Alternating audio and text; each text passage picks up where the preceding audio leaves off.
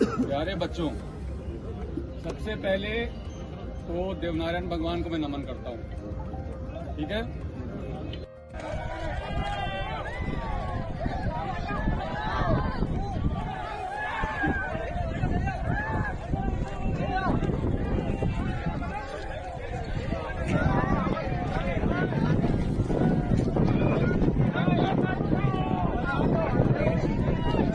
सवारी ट्रेन हो रही भैया।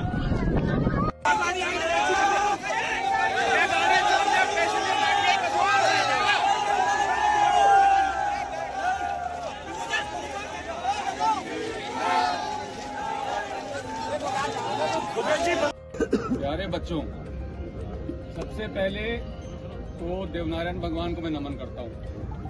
ठीक है। गिरिराज महाराज की। ठीक है। और इससे पहले आपके आने के पहले सारे लोग आगे के ट्रैक से कोई नहीं बचा, सबको लिया है सर, जिम्मेदारी से लिया है।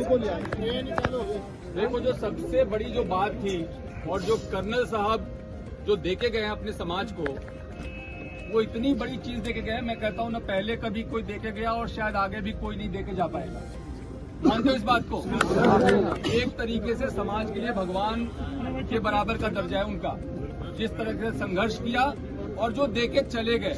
कई बार हम मांगते रहते हैं, प्रयास करते रहते हैं, मिलता नहीं है, लेकिन उनकी रणनीति ऐसी थी, उनकी पकड़ ऐसी थी, उनका रुतबा ऐसा था कि वो काम करा के गए। ठीक है।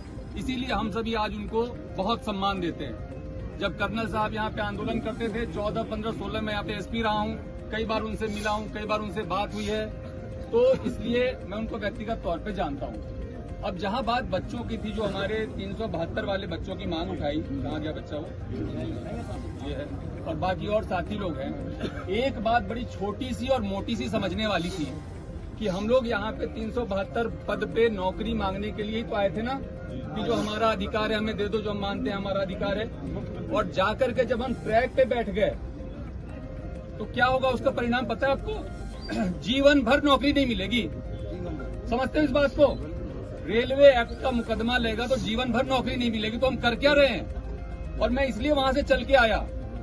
बात ये थी कि पुलिस को नहीं जाना चाहिए, लेकिन मैं इसलिए चल के आया कि ये बच्चे अपने लिए कर क्या रहे हैं। और मैं धन्यवाद देता हूं प्रधान जी का, मैं धन्यवाद देता हूं प्रधान जी का कि इन्होंने सबसे पहले इस बात को समझा, वहां पे गए, आपको समझाया, और अधिकांश बच्चे तो मेरे ख्याल से आगे समझ के और बाकी को भी अब समझा के ले आए।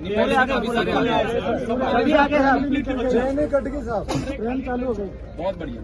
तो आप लोग इस बात को समझो कि एक तो प्रशासन, सरकार और समाज अलग अलग नहीं है। ठीक है। जो कोई हमारी मांगे होती हैं, जैसे कह रहे हैं हम 7 साल या 17 साल से आप मांग कर रहे हो, 7 साल से मांग कर रहे हो, पूरी नहीं हो रही है, तो उसमें क्या दिक्कत है? आपका पॉइंट ऑफ व्यू क्या है, सामने वाले का पॉइंट ऑफ व्यू क्या है? इसको क्लियर करने के लिए आज जो एक घोषणा हुई, जो मैंने सुना कि एक मंत्रिमंडलीय कमेटी का गठन हुआ है, जो कि स्थायी कमेटी है, वो एक बार के लिए नहीं बना है। वो हर 3 महीने पे मीटिंग करेगी और पहली मीटिंग इसी मंथ होगी, इसी जून माह में होगी। तो वहां तो आपकी बात सबसे पहले रखी जाएगी ना। तो इतना ज्यादा उद्वेलित होने वाली बात थी नहीं।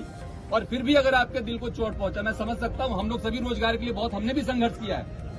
हम भी कॉलेज में पढ़े, दिल्ली जाके पढ़े, नौकरियों के लिए कंपटीशन दी, फिर नौकरी हुआ तो नौकरी में हमें पता है कि एक बेरोजगार का दर्द क्या होता है। लेकिन साथ ही साथ अगर ये दर्द था तो थोड़ा सा धैर्य रखना चाहिए था, मैं मानता हूँ। और मैं कोई आपसे दूर नहीं हूँ, प्रशासन आपसे दूर नहीं है, कलेक्टर साहब, एसपी साहब आपसे दूर नहीं है, और न सरकार आपसे दूर है। मैं आपको कहना चाहूंगा, आपकी जो महापंचायत थी उसमें आपका बिंदु था, जितने भी उसमें पॉइंट्स तय हुए, आप देखिए तो 9वीं अनुसूची में कैबिनेट से प्रस्ताव पारित करा के भेजने की बात थी। एक ये मन में हमेशा डर रहता है ना सबके कि कहीं हमारा आरक्षण खत्म नहीं हो जाए। ठीक है। तो वो 9वीं अनुसूची में डालने के लिए कैबिनेट से प्रस्ताव पारित करने की बात को लेकर के सरकार ने अपनी सहमति व्यक्त की है, जो कि पहली बार हुआ। इसके साथ ही जो मुकदमे वापसी की बात है, जिससे हम सभी लोग परेशान रहते हैं, हमारे बच्चे परेशान रहते हैं, उसमें केवल बेलेबल ही नहीं बल्कि जो दूसरे जिसमें कि नोटिस दे करके भी कार्रवाई की जा सकती है, उसके भी डिस्पोजल की बात और सहमति दे दी गई है। देवनारायण योजना में आपके संघर्ष समिति के जो प्रतिनिधि जो आप नामित करेंगे उनको शामिल करने की बात हो गई है। कैबिनेट सब कमेटी में जो मीटिंग होगी उसमें आपके प्रतिनिधि जो नामित होंगे उनको शामिल करने की बात हो गई है। तो आप हर 3 महीने पे मिलोगे। आप जो कह रहे हैं हमारी कोई बात नहीं सुन रहा, हमारी कोई बात नहीं समझ रहा, हमारी लॉजिकल बात है, वो हर 3 महीने पे सवाल पूछने का आपके पास मौका होगा। तो मेरी कोई बात पे आपत्ति है क्या? और इस देश में गांधी के देश में अगर गांधीवादी तरीकों को छोड़ करके हम दूसरे तरीके पे जाएंगे और बिना सोचे समझे जाएंगे तो अपना भविष्य अंधकार में डाल रहे हैं। तो मेरे को बच्चों इतनी बात कहनी थी, आप सभी बहुत समझदार हैं, पढ़े लिखे हैं, मैं आपका बड़े भाई जैसा हूं। अगर आप बड़े भाई की राय को मानते हैं, अभी आप लोग जो भी यहाँ बैठ के अपना तय करेंगे नीति रणनीति, उसके बारे में मुझे कुछ नहीं कहना, लेकिन मैं कहूंगा कि जो भी निर्णय लिया करो उसमें अपना भला तो पहले सोच लिया करो, जिससे कि आपका बहुत भारी नुकसान नहीं हो जाए। तो इतनी सी बात करनी थी। सबको बहुत बहुत धन्यवाद। वंदे मातरम।